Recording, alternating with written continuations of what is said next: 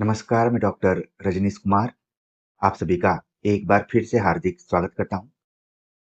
यूपीएलटी GIC GDC Hindi 2025 मुख्य परीक्षा के दृष्टिकोण से हिंदी स्वलिखित प्रश्नों की सीरीज पर आप सभी से हम चर्चा कर रहे हैं। प्रिय विद्यार्थियों, ये सीरीज ईएमआरएस और केबीएस मेंस परीक्षा के दृष्टिकोण से भी महत्वपूर्ण है। तमाम विद्यार्थियों ने ईएमआरएस प्री क्वालिफाई किया हुआ है।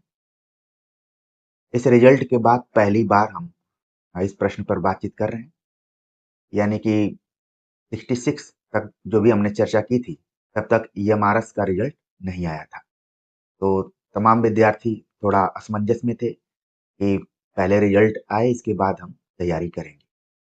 तो इस सीरीज का लाभ आप उठा सकते हैं। शुरू-शुरू में हो सकता है कि आपका मन स्थिर ना हो, अब बेचैनी भी हो कि पता नहीं ये प्रश्नोत्तर काम में आएँगे कि नहीं आएँगे। लेकिन जैसे धीरे-धीरे आप पढ़ना शुरू करेंगे, प्रश्नों को हल करना शुरू करेंगे, तो आपको लगेगा कि किसी भी तरीके का प्रश्न पूछा जाएगा हिंदी साहित्य लिखित से, तो आराम से हम कर लेंगे। और प्रिय विद्यार्थियों, इससे आपका एमसीक्यू भी तैयार होगा। ऐसा नहीं है कि केवल मेंस ही तैयार होगा, एमसीक्यू भी तैयार होगा। बस आपको उस अप्रोच को समझने की ज़रूरत है। तो ये तो मन की बात रही। प्रश्न 67 है यहाँ पर। कामायनी के आधार पर जयशंकर प्रसाद की दार्शनिक चेतना पर विचार कीजिए। यानी कि जो कामायनी है, इसके आधार पर हमें जयशंकर प्रसाद की दार्शनिक चेतना का मूल्यांकन करना है। आमतौर पर आप देखेंगे कि कामायनी को लेकर कई तरीके के प्रश्न बनते हैं। पहला प्रश्न तो इसमें है इतिहास व रूपक का मिश्रण। इतिहास और रूपक का मिश्रण। फिर प्रसाद की सौंदर्य चेतना। तीसरा क्वेश्चन है दर्शन पर आधारित। तो हमने दर्शन पर ही फोकस किया हुआ है। आज के प्रश्नोत्तर के माध्यम से आपको पता चलेगा कि जिस समय जयशंकर प्रसाद कामायनी लिख रहे थे, उस समय कितने तरीके के दर्शन एक दूसरे को प्रभावित कर रहे थे। तो इसकी शुरुआत आप करेंगे। कामायनी आधुनिक काल की कालजयी रचना है। हिंदी आलोचना में इसके अध्ययन की समस्याओं को लेकर मूल्यांकन और पुनर्विचार हुआ है। इतिहास और रूपक के मिश्रण के अलावा इसके दार्शनिक पक्ष का भी महत्व है। प्रसाद युग में जहां एक ओर नव्य वेदांत का प्रभाव था, तो दूसरी ओर मार्क्स, फ्रायड जैसे पश्चिमी दार्शनिक भी भारतीय बुद्धिजीवियों की चिंतन प्रणाली को प्रभावित कर रहे थे। चिंता से आनंद सर्ग की यात्रा के आधार पर कामायनी में दार्शनिक चेतना के कई रूप उभरते हैं। प्रिय विद्यार्थियों, आपने पहले पैरा में ही उन सारी चीजों को स्पष्ट कर दिया जो कि एग्जामिनर के दिमाग में रही होंगी। आपने बता दिया कि कामायनी आधुनिक काल की कालजयी रचना है।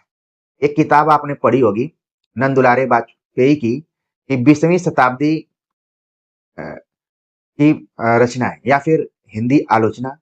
ठीक है, 20वीं शताब्दी हिंदी साहित्य, इस टाइप से उनकी बुक है।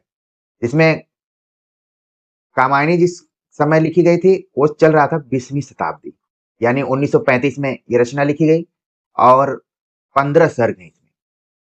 आपने केवल एक वाक्य के माध्यम से बता दिया कि कामायनी उन तमाम रचनाओं में शामिल है जो कि हमेशा प्रासंगिक रहेंगी, कालजयी है।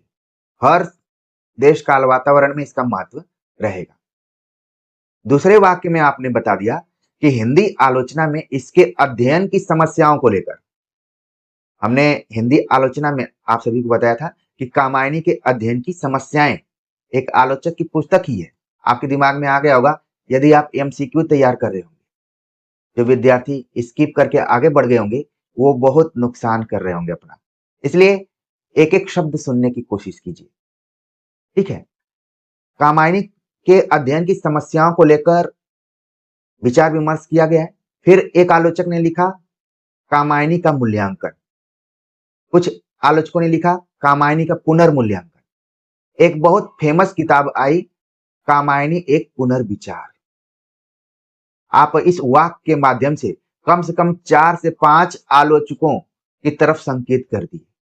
आपको लग रहा होगा कि ये एक वाक्य है, लेकिन एग्जामिनर जो कि इस विषय का एक्सपर्ट होगा, अब वो तुरंत उसके दिमाग में आएगा कि ये विद्यार्थी बहुत ही गहराई से पढ़ा हुआ है। आगे के वाक्य में आपने बताया कि इतिहास और रूपक। जयशंकर प्रसाद ने कामायनी की भूमिका में ही बताया है कि इतिहास और रूपक का मिश्रण है। अगर कोई श्रद्धा, मनु, ईड़ा इत्यादि को प्रतीक के रूप में या संकेत के रूप में देखता है तो कोई आपत्ति नहीं होगी। अगर आप सभी ने भूमिका पढ़ी होगी तो मेरी बात तुरंत आप कैच कर लेंगे या फिर उससे जुड़ जाएंगे। नहीं पढ़े होंगे तो हमने जयशंकर प्रसाद की दृष्टि में कामायनी की भूमिका पर वीडियो लेक्चर बनाया हुआ है। आचार्य रामचंद्र शुक्ल की दृष्टि में कामायनी का क्या मूल्यांकन रहा है, उसको लेकर भी वीडियो बनाई हुई है। आप समय निकाल कर जरूर देखिएगा, क्योंकि आपके पास आप उस मोड में है कि कोई चीज तुरंत आप समझने की कोशिश करेंगे और समय का सदुपयोग करेंगे। ठीक है, अब आगे आपने बताया कि इतिहास और रूपक तो महत्वपूर्ण था ही, दार्शनिक पक्ष भी कामायनी में दिखाई देते हैं। क्योंकि जो प्रसाद युग था, प्रसाद युग को हम अगर प्रेमचंद युग कहेंगे तो भी गलत नहीं होगा। दोनों लोग समकालीन ही रहे, लेकिन जयशंकर प्रसाद की बात हो रही है तो आप जयशंकर प्रसाद का यहाँ पर जिक्र करेंगे। आप बताएंगे कि प्रसाद युग में जहां एक और नव्य वेदांत, वेदांत तो पुरानी अवधारणा रही है, लेकिन जहां कामायनी पर पुनर्विचार हुआ, पुनर्मूल्यांकन हुआ, वैसे ही वेदांत को लेकर भी तमाम जो भी दार्शनिक थे विचार विमर्श कर रहे थे, उसको नव्य वेदांत कहा। तो प्रसाद युग में जहां एक और नव्य वेदांत का प्रभाव था, तो दूसरी ओर पूरे विश्व में मार्क्स, फ्रायड, स्पेंसर इत्यादि जैसे दार्शनिकों ने अपना प्रभाव छोड़ा था और भारत भी उसे अछूता नहीं रहा। भारतीय बुद्धिजीवियों की चिंतन प्रणाली को भी मार्क्स, फ्रायड के सिद्धांतों ने प्रभावित किया। चिंता से आनंद सर्ग की यात्रा के आधार पर कामायनी में दार्शनिक चेतना के कई रूप उभरते हैं। आपने केवल 2 शब्दों का प्रयोग करके यह बता दिया कि वो कामायनी जिसकी शुरुआत चिंता से होती है और उसकी परिणति या फिर उसका अंत आनंद से होता है। तो यानी कि पूरी कामायनी में आनंद की स्थापना की गई। आनंद, कई बार लोग सवाल पूछते हैं कि आनंद और सुख में अंतर है क्या? कई लोग पूछते हैं, इंटरव्यू इत्यादि में भी पूछा जा सकता है। ठीक है, तो दोनों में सूक्ष्म अंतर किया जा सकता है। ठीक है, तो आनंदवाद की स्थापना जयशंकर प्रसाद करते हैं। तो कई दार्शनिक रूप उभरे हैं उनके। अब देखते हैं कि कौन कौन है।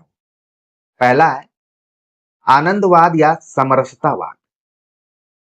प्रसाद का मूल दर्शन भारतीय परंपरा से जुड़ा आनंदवाद या समरसतावाद है। कामायनी में व्यक्त मूल दर्शन आनंदवाद है, जिसे शैवाद्वैतवाद तथा प्रतिभिज्ञा दर्शन भी कहा गया है। आप कोटेशन लिखेंगे, कर रही लीलामय आनंद महाचिति सजग हुई सी व्यक्त, विश्व का उन्मीलन अभिराम, इसी में सब होते अनुरक्त। जैसे एक पुरानी अवधारणा रही है वसुधैव कुटुंबकम। ठीक है, पूरा विश्व ही क्या है? परिवार की तरह है। और वो पूरा विश्व परिवार की तरह है तो कैसे रहे? आनंदमयी रहे और सुखी रहे, समरस, उसमें समरसता बनी रहे, कोई अलगाव ना हो। तो ये सिद्धांत है आनंदवाद। अब क्यों विश्व में अफरा तफरी मची हुई है? कारण क्या है? इस दर्शन के अनुसार मनुष्य की मूल समस्या विषमता है, भेदभाव है, जिसका कारण है इच्छा, क्रिया, ज्ञान में समन्वय का अभाव। विषमता का कारण क्या है? 3 त्रिपुर की बात की गई है। हमने एक बार कम्युनिटी सेक्शन में सवाल पूछा हुआ था कि त्रिपुर में कौन कौन शामिल है, कौन कौन नहीं, इस टाइप से सवाल था। तो कामायनी में त्रिपुर की बात की गई। वो त्रिपुर कौन है? त्रिपुर तीनों जब मिलते हैं तभी समरसता या फिर आनंद की अनुभूति होती है। अगर ये तीनों आपस में नहीं मिलेंगे तो हमेशा विषमता का भाव रहेगा। तो इच्छा, क्रिया और ज्ञान, इन तीनों के अभाव के कारण विषमता मनुष्य की मूल समस्या के रूप में रही है, और जिससे मनुष्य क्या है, चिंता से आनंद की ओर हमेशा अग्रसर है। कि शुरू में चिंता करता है, शुरू में आनंद सर्ग नहीं है, चिंता सर्ग है। तो यही कारण है कि ज्ञान दूर कुछ क्रिया भिन्न है, इच्छा क्यों पूरी हो मन की, एक दूसरे से न मिल सके, यह विडंबना है जीवन की। जीवन की विडंबना क्या है कि इच्छा, क्रिया और ज्ञान तीनों का समन्वय नहीं हो पाया, तीनों एक दूसरे से अलग रहे। ठीक है, तो ये दर्शन आनंदवाद या समरसतावाद से जुड़ा हुआ है। आगे है, इस विषमता से मुक्त होकर मनुष्य समरसता की दशा में जाना चाहता है। मनुष्य बार बार, आप देखेंगे ऐसा लग रहा है कि मनुष्य है बंधा हुआ है और बार बार जाने की कोशिश कर रहा है। किधर से? विषमता से समरसता की दशा में जाना चाहता है। कामायनी के अंत में समरसता और आनंद की स्थिति स्पष्टतः दिखाई देती है। समरस थे जड़ या चेतन, सुंदर साकार बना था, चेतनता एक विलसती, आनंद अखंड घना था। आप देखेंगे जो मनु है, मन का प्रतीक है, वो भी बहुत चंचल है। कभी श्रद्धा को छोड़कर, कभी ईड़ा को छोड़कर कहीं भी चला जाता है। तो सवाल उठता है कि आखिरकार वो कहाँ जाना चाह रहा है, क्या खोज रहा है? तो अंत में जयशंकर प्रसाद ने समरसता को स्थापित करने की कोशिश की है, और यहाँ पर हमने कोटेशन बता दिया। तो पहला जो दार्शनिक प्रभाव दिखाई देता है वो एक भारतीय दर्शन से संबंधित है कि आनंदवाद की स्थापना। हो सकता है कि आपके एग्जाम में बस इतना ही दूर तक पूछा जाए कि कामायनी में अभिव्यक्त आनंदवाद को स्पष्ट कीजिए, या फिर उसको जयशंकर प्रसाद के दृष्टिकोण से लिखिए। तो इतना दूर तक आप आंसर अपना लिख सकते हैं, लेकिन जब पूरा विस्तार से पूछा जाएगा तो आपको लिखना पड़ेगा। ठीक है, आनंदवाद के बाद दूसरा क्या है? क्षणवाद, जिसके अनुसार प्रत्येक मनुष्य का अस्तित्व क्षण मात्र के लिए होता है। प्रसाद के अनुसार मनुष्य का जीवन भी क्षण के रूप में ही है, क्योंकि हर क्षण परिवर्तन हो रहा है। आप सभी ने महसूस भी किया होगा कि कभी आपके सामने खुशी दिखाई दे रही है, कभी आप उदास हो जा रहे हैं। क्षण प्रति क्षण परिवर्तन हो रहा है। फिर आप कमर कस रहे हैं कि नहीं, इस बार क्वालिफाई नहीं हुए तो क्या हुआ, आगे फिर देखते हैं। फिर पता चला कि आप क्वालिफाई हो गए। तो क्षण प्रति क्षण परिवर्तित हो रहा है। क्योंकि विद्यार्थियों के बीच में हम जुड़े हुए हैं, तो विद्यार्थियों की ही बात को कह रहे हैं, नहीं तो परिवर्तन जो है सबके लिए अलग अलग है। आप शेयर मार्केट इत्यादि को भी देखते होंगे, लोग बहुत लेकर चिंतित रहते हैं कि आज शेयर बढ़ गया, आज शेयर घट गया, इतना का नुकसान हो गया, ये हो गया, वो हो गया। मैंने तो बहुत लोगों को देखा है बेकार की चिंता करते हैं, बहुत सारी चीजें। ठीक, तो यहां पर जयशंकर प्रसाद ने कामायनी में लिखा, जीवन तेरा क्षुद्र अंश है, व्यक्त नील घनमाला में, तव दामिनी संदिशा सुंदर, क्षण भर रहा उजाला में। अगर आपने बारिश के मौसम को देखा होगा, जिस तरीके से बिजली क्षणिक रूप में कड़कते हुए चली जाती है, वैसे ही कुछ जीवन में हर मिनट, हर क्षण, बल्कि क्षण जो है उस समय का एक प्रतीक के तौर पर वो परिवर्तित होता जा रहा है। तो इसका भी प्रभाव कामायनी में दिखाई देता है। गांधीवाद, जब कामायनी जयशंकर प्रसाद लिख रहे थे तो अचानक तो 1935 में लिखेंगे नहीं, इसकी पृष्ठभूमि 2-4 साल पहले से बन रही होगी, और वो दौर था जब गांधी जी का काफी प्रभाव था। तो जयशंकर प्रसाद के ऊपर भी इसका प्रभाव निश्चित रूप से पड़ा होगा, और आलोचकों ने कामायनी में खोज लिया है। गांधीवाद क्या था? यह सत्य, अहिंसा तथा हृदय परिवर्तन की धारणाओं पर आधारित है। कामायनी में श्रद्धा का चरित्र मूलतः गांधीवादी मानसिकता का ही प्रतीक है। अगर आपने कामायनी बढ़िया से पढ़ा होगा तो श्रद्धा के चरित्र चित्रण से आप परिचित होंगे। श्रद्धा को पशुओं से प्रेम है, हिंसा का विरोध करती है। अब बहुत ही, इसीलिए तो इसको हृदय का प्रतीक माना गया है। ठीक है, तो लगता है ऐसा कि ये गांधीवाद से प्रभावित है, जयशंकर प्रसाद। वह मनु का हृदय परिवर्तन करती है। वह अहिंसा की भी पक्षधर है। मनु के हिंसा यज्ञ के संदर्भ में उसका पशुओं के हित में तर्क है। ये प्राणी जो बचे हुए हैं, ये इस अचला जगती के, इनके कुछ अधिकार नहीं क्या?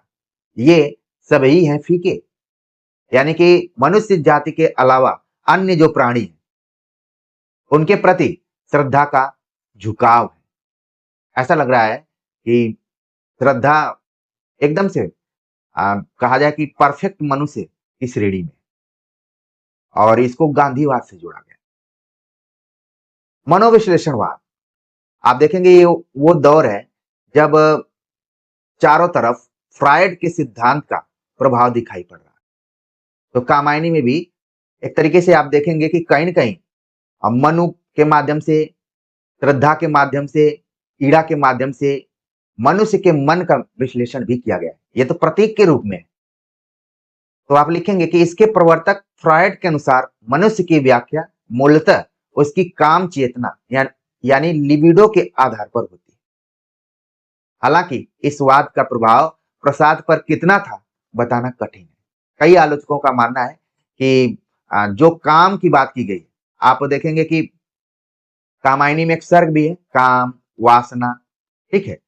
तो लोग इसको फ्रायड से जोड़ते हैं, लेकिन कई आलोचक हैं जो कि कहते हैं कि नहीं, प्रसाद जिस काम की बात फ्रायड करता है उस काम की बात प्रसाद नहीं करते, बल्कि कामायनी में काम चेतना स्वयं अध्यात्म की उपलब्धि का ही मार्ग है। इसमें जिस काम चेतना की बात की गई है वो लिबिडो के तरह नहीं है, बल्कि अध्यात्म की प्राप्ति के लिए। काम मंडल से मंडित श्रेय सर्ग इच्छा का है परिणाम, तिरस्कृत कर उसको तुम भूल बनाते हो असफल भवधाम। तो यहाँ काम को मंगल की दृष्टिकोण से देखा गया, ठीक है। तो ये मनोविश्लेषणवाद हल्का फुल्का भी अगर छाया भी पड़ती है, क्योंकि ये रचना उस जमाने की है जिस जमाने को हम छायावाद कहते हैं। तो जैसे जैसे लोगों की छाया दिखाई पड़ी, वैसे वैसे लोगों ने अपनी बातों को रखा हुआ है। आप भी इसको रखेंगे, क्योंकि आप परीक्षार्थी के तौर पर बैठे हुए, तो एकदम से आप तटस्थ रहेंगे, ठीक है। अगला प्रभाव है मार्क्सवाद। ये दौर है उसी समय का जब आप देखेंगे कि 1935 के बाद 1936 में प्रगतिशील लेखक संघ की स्थापना होती है। चारों तरफ मार्क्स का प्रभाव दिखाई देता है, और कई आलोचकों ने कामायनी को पढ़ा तो उनको लगा कि जयशंकर प्रसाद के ऊपर भी मार्क्सवाद का भी प्रभाव है। इसके बाद आचार्य शुक्ल ने भी माना है कि कामायनी में वर्ग संघर्ष की दबी हुई अनगूंज सुनाई पड़ती है। वर्ग संघर्ष की जो बात की गई है वो कामायनी में सुनाई पड़ती है, और वर्ग संघर्ष की बात कौन करता है? मार्क्स करता है। उसके अनुसार दो ही तरीके के वर्ग हैं, एक है शोषक वर्ग और एक है शोषित वर्ग। कोटेशन आप प्रयोग करेंगे, विषमता की पीड़ा से व्यस्त हो रहा स्पंदित विश्व महान। जो शुरू में आनंदवाद यानी समरसता की बात की गई, उसमें भी बताया गया कि जो भी समरसता का भाव है वो विषमता के कारण है, वर्ग भेद, वर्ग संघर्ष के कारण है। और मार्क्सवाद में भी वही बात कही जा रही है। कुल मिलाकर कहा जा सकता है कि कामायनी की दार्शनिक पृष्ठभूमि सुदृढ़ एवं सुस्पष्ट है। उसमें कई दर्शनों का प्रभाव दिखाई देता है। आचार्य शुक्ल के अनुसार इसमें उन्होंने यानी प्रसाद ने अपने प्रिय आनंद की प्रतिष्ठा दार्शनिकता के ऊपरी आभास के साथ कल्पना की मधुमती भूमिका बनाकर दी है। तो इस तरीके से आपने निष्कर्ष लिख दिया। तो कामायनी के बहाने जयशंकर प्रसाद की जो दार्शनिक चेतना है उसको आपने पूरा लिख दिया, और आपको अच्छा नंबर मिलेगा। और आपकी खुद जो क्लियरिटी है वो हुई होगी, कॉन्सेप्ट क्लियर हुआ होगा कि हमने तो कामायनी याद किया हुआ था कि 1935 में प्रकाशित हुई, 15 सर्ग हैं, पूरे सर्गों को हमने याद कर लिया था। लेकिन दार्शनिक दृष्टिकोण से हमने कई दर्शनों को देखा कामायनी को पढ़ते हुए। अब जब दोबारा आप टेक्स्ट पढ़ेंगे कभी, जब टीचर हो जाएंगे, बच्चों को पढ़ाएंगे, तो वहां पर बेहतरीन लेक्चर आप देंगे। तो प्रिय विद्यार्थियों, चैनल से जुड़े रहिए। लगातार आप सभी नोट्स बना रहे हैं। कुछ नोट्स को लेकर मैं चर्चा भी करूँगा और आप अपनी कॉपी एकदम से बना लीजिए, उस पर लिखते रहिए और आप देखेंगे कि परीक्षा तक आते-आते आपके पास एक अच्छा खासा मटेरियल हो जाएगा और ऐसा मटेरियल होगा जिसको कि आपने गढ़ा है। तो आज के वीडियो लेक्चर को लेकर आप सभी की कमेंट का हम इंतज़ार करेंगे। मिलते हैं एक नए टॉपिक के साथ, तब तक के लिए नमस्कार।